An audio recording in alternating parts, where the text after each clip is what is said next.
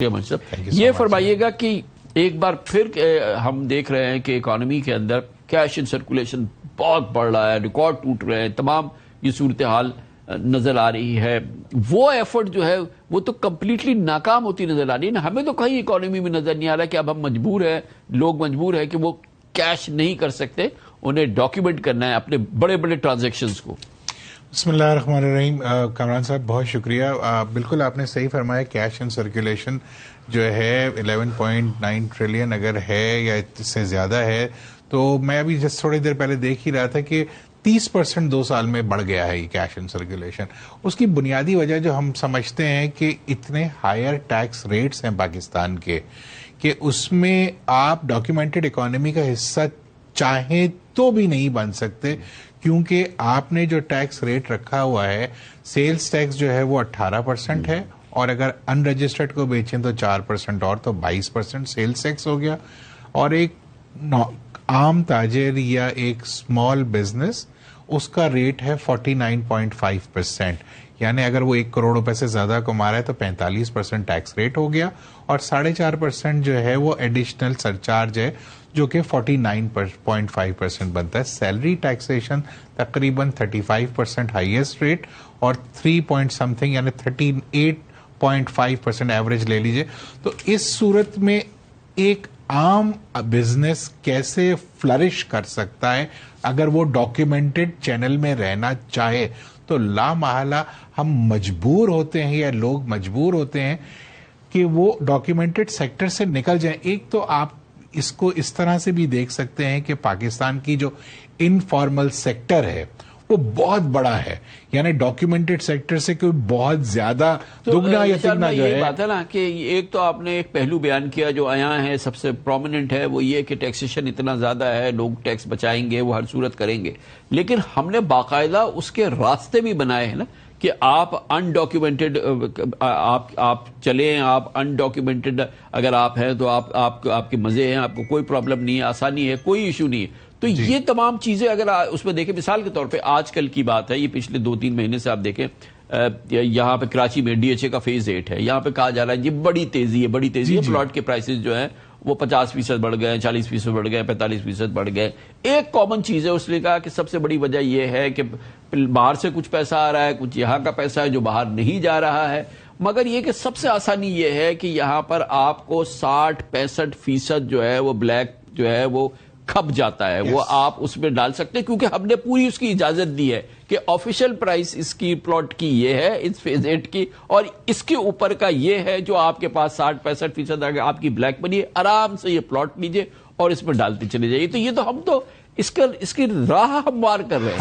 हम असल में होना ये चाहिए कि हमें इंसेंटिवाइज करना है कि अगर आप सिस्टम में आए तो आपको इंसेंटिव मिलेंगे, लेकिन अनफॉर्चुनेटली इस वक्त पोजीशन ये है कि जो सिस्टम में नहीं है उनके लिए इंसेंटिव ज्यादा है, क्योंकि आपने सही फरमाया कि डीसी रेट, एफबीआर रेट और मार्केट का एक रेट, यानी ये 3 अलग अलग रेट्स हैं। अगर हम डीसी रेट और एफबीआर को समझ भी लें कि अगर वो 40-50% पे भी हैं, 70% पे भी कहीं ना कहीं होगा, एवरेज समझ लेते हैं कि 50% है, तो 50% तो कैश पैसा ब्लैक हो रहा है ना मेरा।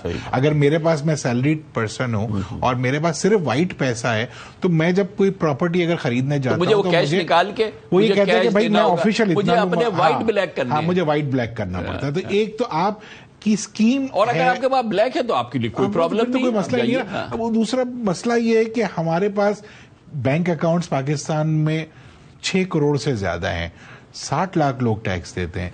क्वेश्चन ये है कि उसको कोई क्यों नहीं चेक कर रहा? ये तो लो हैंगिंग फ्रूट्स है। कॉमन बिल्कुल बात है, एक कॉमन सेंस की बात है कि अगर 60 लाख, जिसमें से हमें ये पता है कि कम से कम 15 लाख तो जीरो टैक्स फाइल कर रहे हैं, वो तो फाइलर है ना, 60 फाइलर है। चले 50 लाख हो गए, 50 लाख है टैक्स। जो अकाउंट होल्डर्स हैं, जो बैंकों में अकाउंट है, वो कोई 6 करोड़ है। तो ये सिंपल सी बात है ना, सबके पास शनाख्ती कार्ड है, इसी बना शनाख्ती कार्ड का डेटा आपके पास है, आप 1 मिनट में पता कर सकते हैं कि उसकी क्या वर्थ है। देखिए, नादरा को 2 साल पहले एफबीआर ने, गवर्नमेंट ऑफ पाकिस्तान ने एक लॉ पास किया था कि नादरा के पास टास्क है, वो हाई इनकम को जो है वो चेक करेगी और एफबीआर को डेटा देगी। क्या हुआ? एफबीआर के पास बैंक अकाउंट चेक करने का पूरा लॉ मौजूद है। क्या हुआ? इतने लोग जो विदहोल्डिंग एजेंट्स हैं, जो विदहोल्डिंग स्टेटमेंट फाइल करते हैं, जिसमें वो अनरजिस्टर्ड लोगों का पूरा डेटा देते हैं, उसको हमने आज तक यूटिलाइज किया नहीं किया।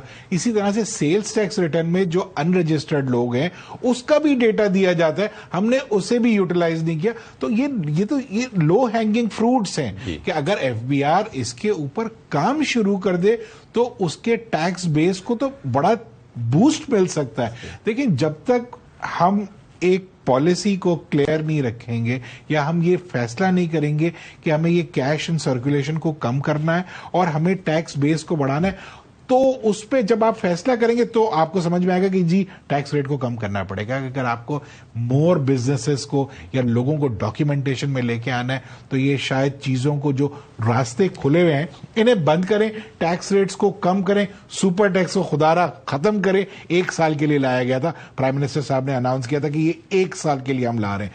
आज 2022 से लेके हम 2025 में 4 साल से सुपर टैक्स दे रहे हैं, 2015 से लेकर 2022 तक। और उसके बावजूद, ये सब के बावजूद आज भी रेवेन्यू शॉर्टफॉल है, ये भी आप देख रहे हैं। और अभी आगे 3 महीने उसमें भी हो जाएगा, शायद 1 ट्रिलियन का रेवेन्यू शॉर्टफॉल हो जाए।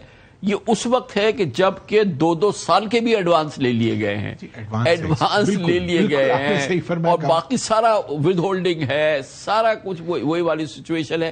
तो ये तो क्राइसिस की बात है ना। और फिर ऐसे जमाना, ऐसा वक्त, ऑयल प्राइसेस इस वक्त जारी है, जंग का माहौल है, प्रेशर है, आगे बजट आ रहा है। अगर हमारी ग्रोथ जो है 2.8%, 3% भी नहीं है, अगर हमारी ग्रोथ नहीं आती, बेरोजगारी बढ़ेगी, मुसीबत बढ़ेगी, 50% पाकिस्तानी पॉवर्टी लाइन से नीचे रह रहे हैं।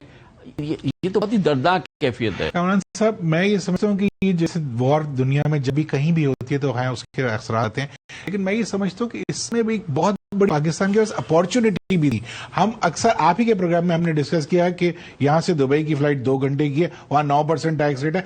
आज दुबई से अगर इन्वेस्टमेंट निकल रही है या अनसर्टेनिटी है जीसीसी रीजन में, तो आज तो पाकिस्तान को प्रोएक्टिवली अपना इन्वेस्टमेंट की कोई स्कीम लेके आनी चाहिए, उनको टैक्स रेट्स को कम करना चाहिए, ताकि अगर वहां से कोई पैसा निकल रहा है तो उसकी फर्स्ट प्रेफरेंस पाकिस्तान होनी चाहिए। तो अगर हम इस टाइप की कोई इंसेंटिवाइजेशन करेंगे तो यकीनन आपकी जो ग्रोथ है या जो आपकी इस वक्त जीडीपी है उसको बूस्टअप मिलेगा, इन्वेस्टमेंट पाकिस्तान आएगी। हमने तो अपने आप को लॉक करके रखा हुआ है कि भाई हमने तो 50% तो टैक्स ले लेना है, ये हमने लॉक करके रखा हुआ है। मैं एफबीआर की ईयर बुक देख रहा था 2024-25 की, अभी कुछ अरसे पहले एफबीआर ने अपनी वेबसाइट पे अपलोड की है। मैं ये देख रहा था कि उसमें 58% जो है वो विद होल्डिंग टैक्स से कलेक्शन होती है टैक्स की, 32% एडवांस टैक्स से कलेक्शन होती है। यानी एफबीआर 3% तो 90% हो गया, 3% जो है वो टैक्स पेयर खुद on the basis of return पे कर देता है। एफबीआर ने जो खुद अपने फिगर्स लिखे हैं कि जो डिमांडेड इनकम टैक्स या जो उन्होंने टैक्सेस लगा अपनी कोशिश वो 4.6% है। यानी क्वेश्चन ये है कि हम पिछले साल से हमने 2% से 4% पे तो आ गए, मतलब जो 95% टैक्स जो वसूल हुआ वो ऑटो पर हुआ, हम खुद दे रहे हैं, वो खुद दे रहे हैं। और उसी में हमें डिफॉल्ट सरचार्ज भी लग जाता है, लेट जमा कराने पे पेनल्टी भी लग जाती है, कोई विदहोल्डिंग टैक्स जो आप ये देखिए 58% विदहोल्डिंग टैक्स है और विदहोल्डिंग एजेंट को कोई 1 रुपए का फायदा नहीं दे रहे हम। तो यानी ये वो चीजें हैं कि जिसके ऊपर हम घंटों डिबेट कर सकते हैं। बहुत बहुत शुक्रिया जनाब ज़ीशान मर्चेंट हमारे साथ है। इसके साथ ही हमारे आज के प्रोग्राम का खिताब होता है। Saturday Sunday